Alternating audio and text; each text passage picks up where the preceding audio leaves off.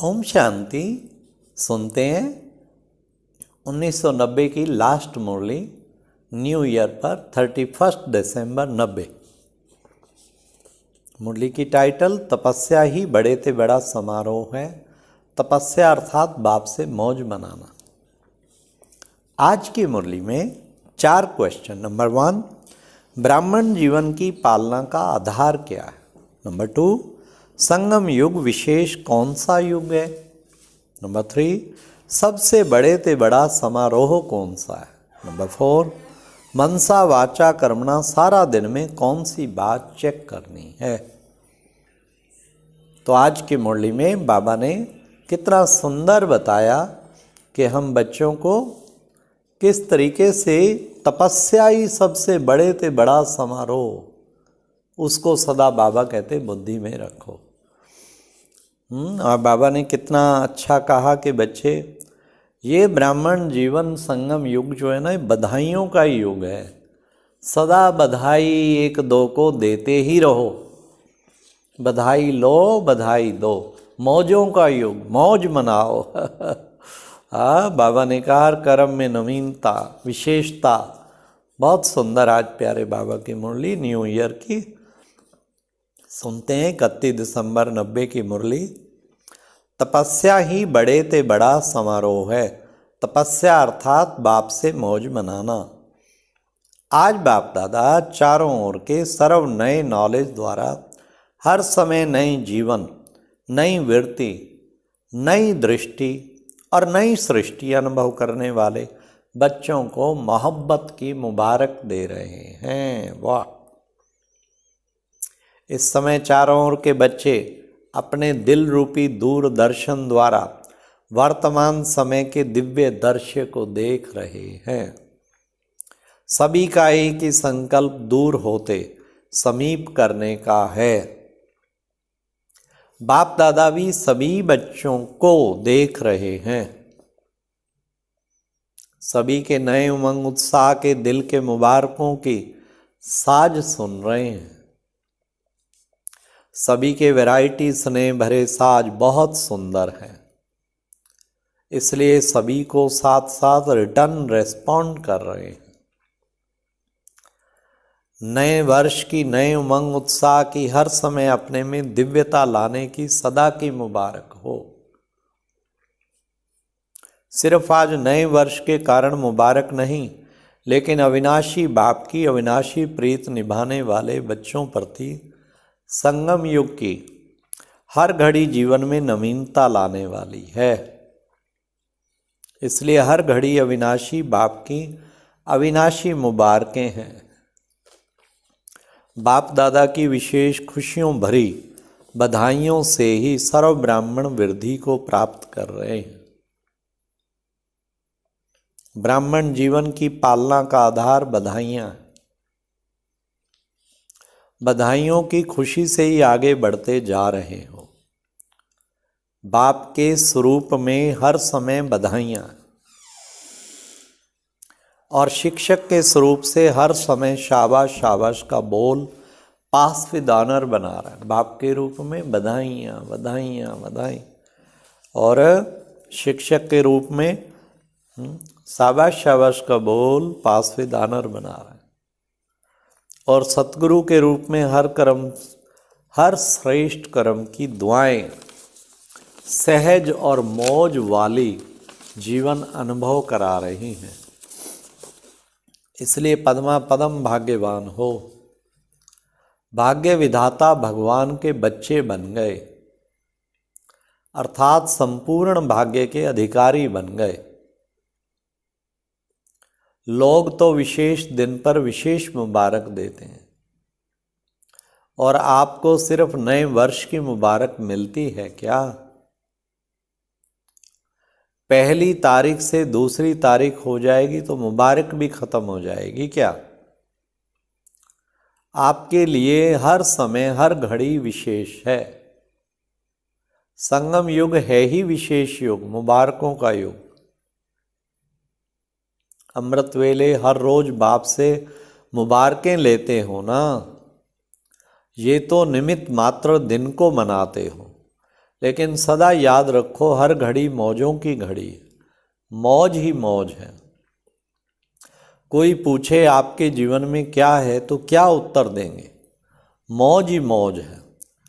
सारे कल्प की मौजें इस जीवन में अनुभव करते हो, क्योंकि बाप से मिलन की मौजों का अनुभव सारे कल्प के राज्य अधिकारी और पूज्य अधिकारी दोनों का अनुभव कराते हैं। पूज्यपन की मौज और राज्य करने की मौज दोनों का नॉलेज है ना, इसलिए मौज अब है। अच्छा, इस वर्ष क्या करेंगे? नवीनता करेंगे ना।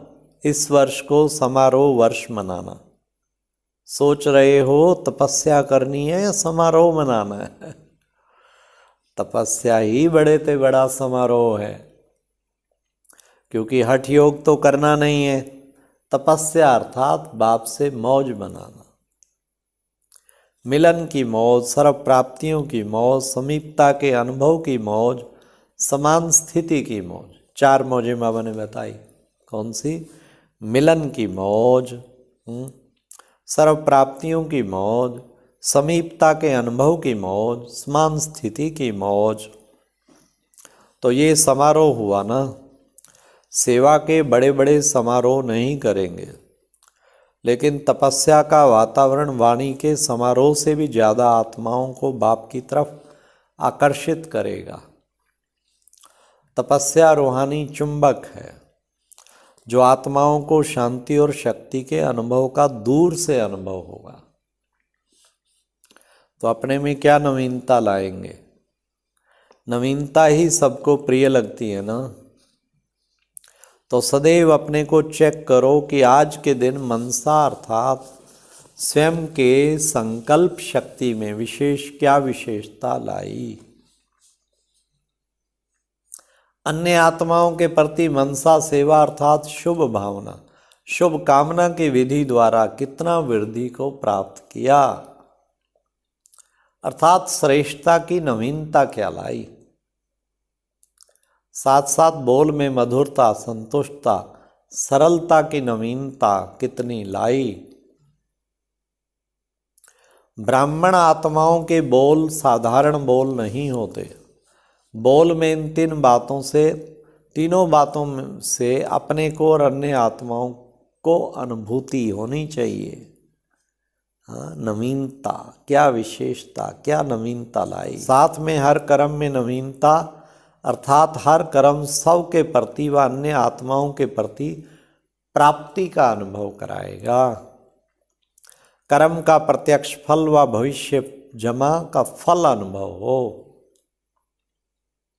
वर्तमान समय प्रत्यक्ष फल सदा खुशी और शक्ति की प्रसन्नता की अनुभूति हो, और भविष्य जमा का अनुभव हो। तो सदैव अपने को भरपूर संपन्न अनुभव करेंगे। कर्म रूपी बीज प्राप्ति के वृक्ष से भरपूर हो, खाली नहीं हो। भरपूर आत्मा का नेचुरल नशा अलौकिक होता है। तो ऐसे नवीनता के कर्म किए, साथ में संबंध संपर्क, इसमें नवीनता क्या लानी है? इस वर्ष दाता के बच्चे मास्टर दाता इस स्मृति स्वरूप में अनुभव करो।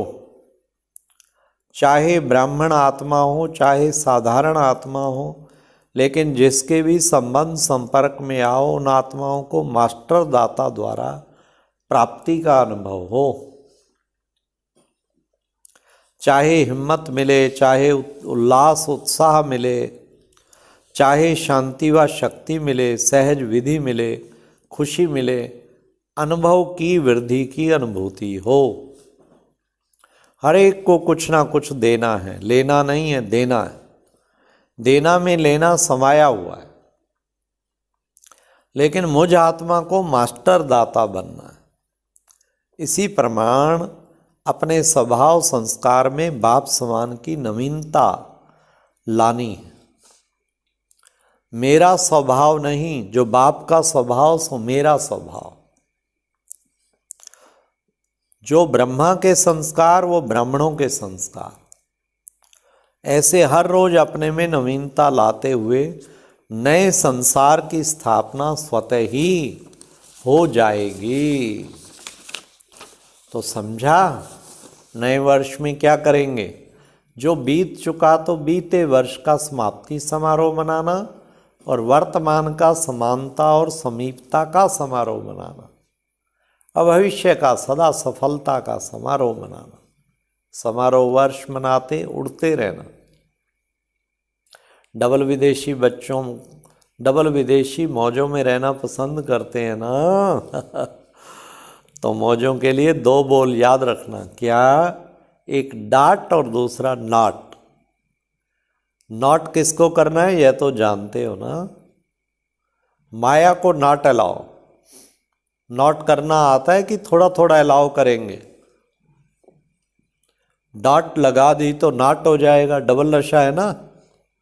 भारतवासी क्या करेंगे? भारत महान देश है, ये आजकल का स्लोगन है, और भारत की महान आत्माएं महात्माएं गाई हुई है।